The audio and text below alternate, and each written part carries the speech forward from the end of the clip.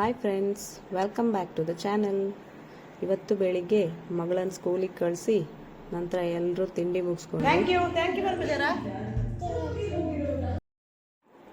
ಅಷ್ಟರಲ್ಲಿ ಮನೆ ಮುಂದೆ ಹಾರ್ನ್ ಕೇಳಿಸ್ತಾ ಉಂಟು.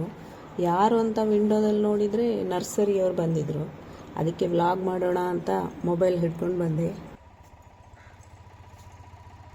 ಇವರು ಮಂತ್ಲಿಗೆ ಒಂದು ಸಲ ಬರ್ತಾರೆ, ಕೆಲವು ಸಲ 15 ಡೇಸಿಗೊಮ್ಮೆ ಬರ್ತಾರೆ. ನಾನು ನೆಟ್ಟಿರೋ ಗಿಡಗಳಲ್ಲಿ ಇವ್ರ ಹತ್ರ ತಗೊಂಡಿರೋ ಗಿಡಗಳೇ ಜಾಸ್ತಿ.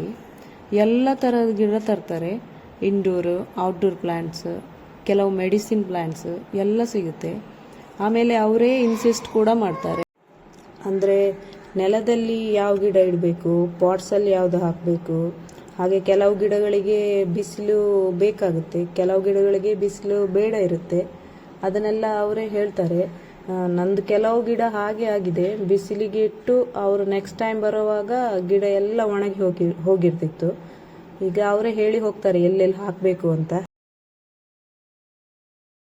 ಮತ್ತು ನಮಗೆ ಯಾವುದಾದ್ರೂ ಗಿಡ ಬೇಕಿದ್ರೆ ಅವ್ರ ಹತ್ರ ಇಲ್ಲದೆ ಇದ್ದರೆ ಫೋಟೋ ತೋರಿಸಿದ್ರೆ ಸಾಕು, ನೆಕ್ಸ್ಟ್ ಟೈಮ್ ಬರೋವಾಗ ತಗೊಂಡು ಬರ್ತಾರೆ.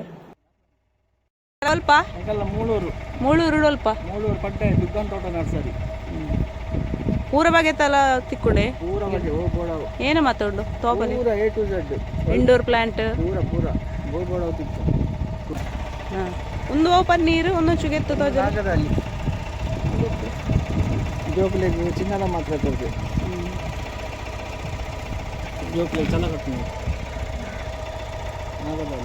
ನಾಗತಾಳಿ ಏನೇ ಬುಫಿಯಾ.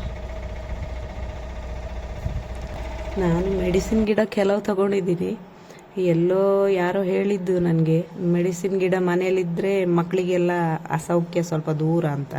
ಸುಮ್ಮನೆ ಒಂದು ನಂಬಿಕೆ, ಅದಕ್ಕೆ ಕೆಲವು ಗಿಡ ತಗೊಂಡಿದೆ. ನಾಗತಳಿ, ಸಂಬರಬಳ್ಳಿ ಮತ್ತು ಕಿರತಗಡ್ಡೆ ಅಂತ ಹೇಳ್ತೇವೆ, ಅದನ್ನೆಲ್ಲ ಹಾಕಿದ್ದೀನಿ. ನನಗೆ ಇಂಡೋರ್ ಪ್ಲ್ಯಾಂಟ್ಸ್ ಹಾಕೋಕ್ಕೆ ತುಂಬ ಆಸೆ ಉಂಟು. ಆದರೆ ನನ್ನ ಮಗಳು ಚಿಕ್ಕವಳಲ್ಲ, ಪಾಟ್ಸ್ನೆಲ್ಲ ಕೆಳಗೆ ಹಾಕಿ ಕಾಲಿಗೆಲ್ಲ ಹಾಕ್ಕೊಂಡ್ರೆ ಅಂತ ಸ್ವಲ್ಪ ಭಯ. ಅದಕ್ಕೆ ಸ್ವಲ್ಪ ದೊಡ್ಡವಳಾಗಲಿ ಅಂತ ಇಂಡೋರ್ ಪ್ಲ್ಯಾಂಟನ್ನು ಹೋಲ್ಡ್ ಮಾಡಿದ್ದೀನಿ. ಇಲ್ಲಿ ನೋಡಿ, ಈ ಕ್ಯಾಕ್ಟಸ್ ಗಿಡನ ಆಗದಿತ್ತ ನೋಡ್ತಾ ಇದ್ಲು, ನೋಡಿ ತೆಗ್ದೇ ಬಿಟ್ಲು. ಹಾಗೆ ಇದೆಲ್ಲ ಗಿಡ ತಗೊಂಡ್ವಿ, ಸುಮಾರು 12ರಿಂದ 13 ಗಿಡ ತಗೊಂಡ್ವಿ. ನಾನು ಮತ್ತು ನಮ್ಮ ನೇಬರ್ ಕೂಡ ತಗೊಂಡ್ರು. ಇನ್ನು ಈವ್ನಿಂಗಿಂದ ವ್ಲಾಗ್ ಕಂಟಿನ್ಯೂ ಮಾಡ್ತಾ ಇದ್ದೀನಿ. ನನ್ನ ಮಗಳಿಗೆ ಎಕ್ಸಾಮ್ಸ್ ಇವಾಗ, ಸೊ ಆಫ್ಟರ್ನೂನ್ ಮನೆಗೆ ಬರ್ತಾಳೆ. ಹಾಗಾಗಿ ಕಾಪು ಮಾರಿಯಮ್ಮ ದೇವಸ್ಥಾನಕ್ಕೆ ಹೊರಟಿದ್ದೀವಿ. ಅಲ್ಲಿನ ಬ್ರಹ್ಮ ಕಲಶೋತ್ಸವ ದಿನಗಳಲ್ಲಿ ಒಂದು ದಿನಾನೂ ಹೋಗೋಕ್ಕಾಗಿಲ್ಲ ನಮಗೆ, ಸೊ ಇವತ್ತು ವಿಸಿಟ್ ಮಾಡೋಣ ಅಂತ ಬಂದಿದ್ವಿ. ಮೊದಲು ಹಳೆ ಮಾರಿಯಮ್ಮನ ಗುಡಿಗೆ ಬಂದು ಅಲ್ಲಿ ದೇವರ ದರ್ಶನ ಮಾಡಿ ಆಮೇಲೆ ಹೊಸ ಮಾರಿ ಗುಡಿಗೆ ಬಂದ್ವಿ.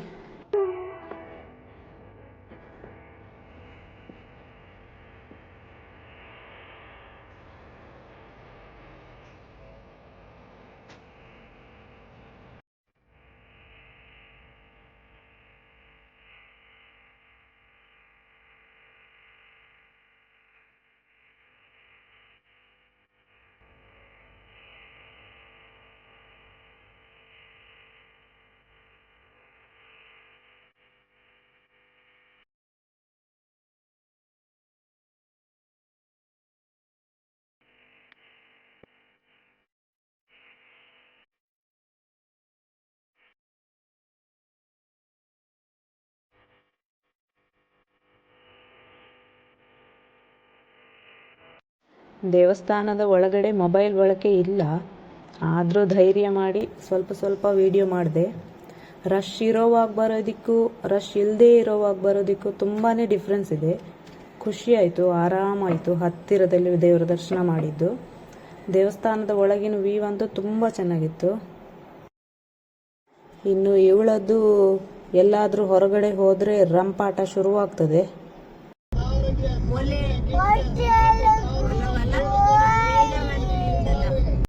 ಹಾಗಾಗಿ ಹೋಟ್ಲಲ್ಲಿ ನಿಲ್ಲಿಸಿದ್ರು. ಲೈಟಾಗಿ ಸ್ವಲ್ಪ ತಿಂಡಿನೂ ಜ್ಯೂಸು ಕುಡಿದು 7:30 ಅಷ್ಟೊತ್ತಿಗೆ ಮನೆಗೆ ರೀಚ್ ಆದ್ವಿ. ಇವತ್ತಿನ ವ್ಲಾಗ್ ಇಷ್ಟೇ ಫ್ರೆಂಡ್ಸ್, ಮುಂದಿನ ವ್ಲಾಗಲ್ಲಿ ಸಿಗೋಣ. ಬಾಯ್.